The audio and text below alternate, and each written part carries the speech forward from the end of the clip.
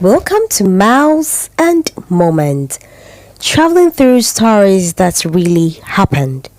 Today's story takes us to the central region of Ghana, near the coastal town of Cape Coast. It's about a girl who had a dream that would soon step into her real life. A dream so vivid, it blurred the line between sleep and waking reality. And this one, honestly, is as mysterious as it is chilling. Our storyteller calls herself Ira, the girl from her dream. Her name was Eliza, but what happened between them still leaves everyone who hears it with more questions than answers. Ira says something that stuck with me. She began her story by saying, some dreams may never come to pass, but when it's one that well, you can feel it deep in your spirit the moment you wake up. That line gives me goosebumps already. Same here. She recalls one particular night before she ever went to that school. She had a dream that she was being slapped by someone, and when she woke up, she was crying. She woke up with her pillows wet with tears. She said it felt too real.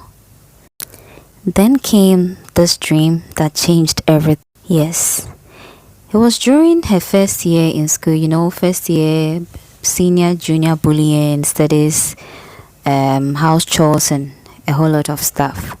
But the second term around January, in that same dream, she saw herself exactly as she had gone to bed, lying on top of the bunk bed in her dorm.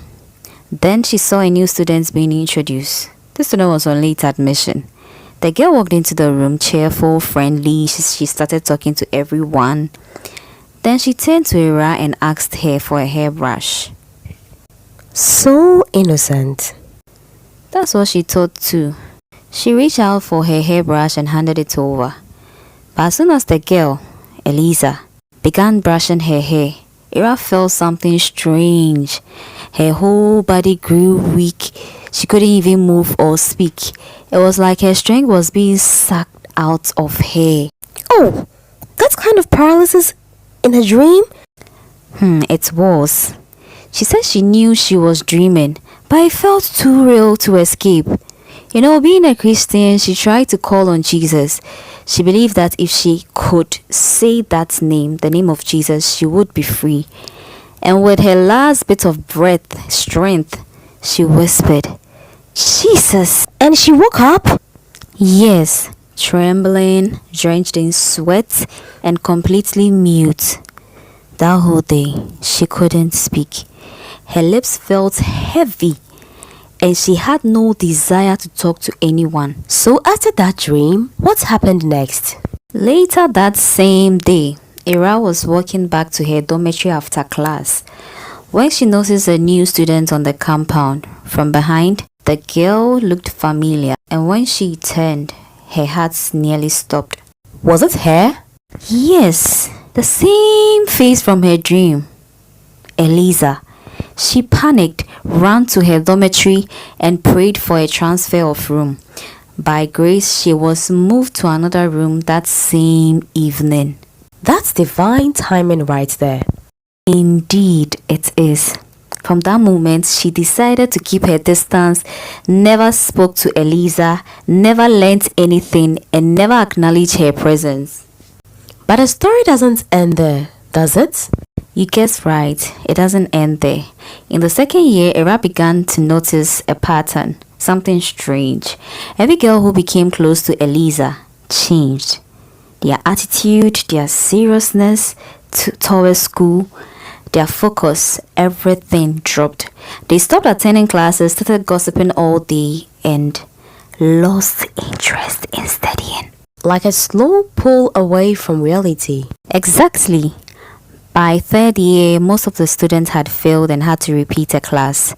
Some were allowed back only after their parents signed a bond of good behavior, a sort of academic probation. Everyone except Eliza had to do that, so they got their parents to sign for them. And she still didn't bring her parents? No, even in final year, she hadn't brought them.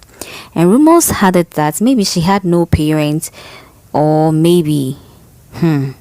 Let's continue. So, by the final year, Ira and Eliza ended up being in the same dormitory. This time, Ira wasn't afraid, but she was always cautious. Understandably. So, the teachers and the house mistress constantly called Eliza out. They were tired of her refusal to bring her parents or take school seriously. Then one morning, everything changed. Let me guess. Her parents came to the school? No. She died? No. That morning, they woke up and Eliza was gone. Her mattress, trunk, chopbox, clothes, books, everything had disappeared from room 7. Wait, what? She carried all that alone? That's the thing. The dorms were always locked from the inside, each and every night. No one opened, no one heard a sound. That was impossible. That's eerie. The school searched everywhere, no sign of her. Then Ira described Eliza to the school's security guard assigned to their dormitory. Their house or dormitory. The man froze. He said that around dawn, he saw something very strange. A girl carrying a trunk, a chopbox, and all her belongings on her head at once, walking alone towards the thick forest behind the school. That's humanly impossible. You know, right? He said it frightened him so much that he had to lock himself inside his quarters until sunrise. No one ever saw Eliza again. Or perhaps something deeper, something spiritual. How could she carry such heavy things alone? How could she vanish without a trace? Years later, Ira still doesn't know.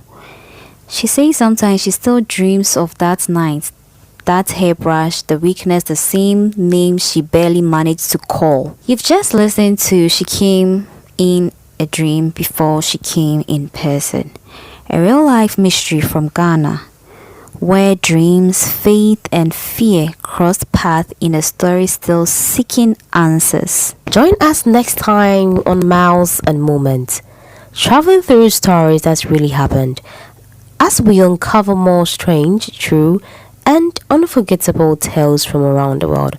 See you on our next episode.